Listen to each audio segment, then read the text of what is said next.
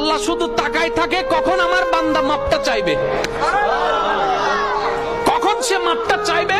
মাপ চাওয়া মানে কি? সরি। সরিটা কি?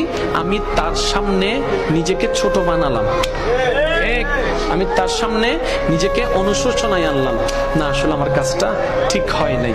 এবার আপনি করে ফেলছেন জেনা, আপনি করে ফেলছেন বন্ধু বান্ধবী মিলে একটা অপকর্ম, আপনি করে ফেলছেন কোনো নেশা, আপনি করে ফেলছেন কোনো সুদ, আপনি করে ফেলছেন কোনো ঘুষ, আপনি করে ফেলছেন কোনো অন্যায়, আপনি করে ফেলছেন কোনো একটা কাজ যেটা করে আপনি গুনাহ করেছেন, আল্লাহকে কষ্ট দিয়েছেন, আল্লাহকে নারাজ করেছেন। এবার এত বছর পর আপনার মনের মধ্যে একটা অনুশোচনার বোধ জাগলো, আপনি শুধু মন থেকে বলবেন আল্লাহ মাফ করে দাও না, আল্লাহ মাফ করে দাও না, আমি চেষ্টা করব ভবিষ্যতে আমি এইরকম কাজ আর করব না। আপনি শুধু নরম সুরে একবার বলবেন। আল্লাহ পাক জানেন আপনি যখন এরকম করে চোখের পানি ছেড়ে ছেড়ে যখন আপনি তওবা করেন, তখন আল্লাহ পাক ফেরেশতাদেরকে ডাক দেয়, ফেরেশতাদেরকে ডেকে বলে, ও জিবরাইল দেখো না আমার বান্দা কত ছোট বাচ্চার মতো কান্না করছে, কিভাবে চোখের পানি ফেলছে, কত রং বেরঙের কোন সুন্দর নামে আমাকে ডাকছে, কখনো রহমান ডাকছে, কখনো রহিম ডাকছে, দেখো না তার ডাকের কত মায়া, দেখো না তার ডাকের কত ভালোবাসা, কত মায়া দিয়ে আমাকে ডাকছে। ও ফেরেশতা জিবরাইল তোমার কোনো গুনাহ নাই সেটা আমি জানি, কিন্তু কখনো আমার এই গুনাহগার বান্দার মতো করে কখনো আমাকে ডেকেছো,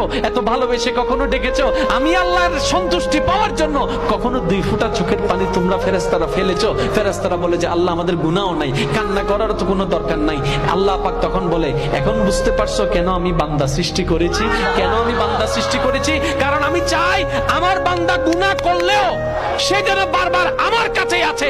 বান্দারে একবার শুধু তওবা কর মন থেকে, আমি তোর একটা তওবার কারণে 1000 গুনাহ মাফ করে দিতে রাজি।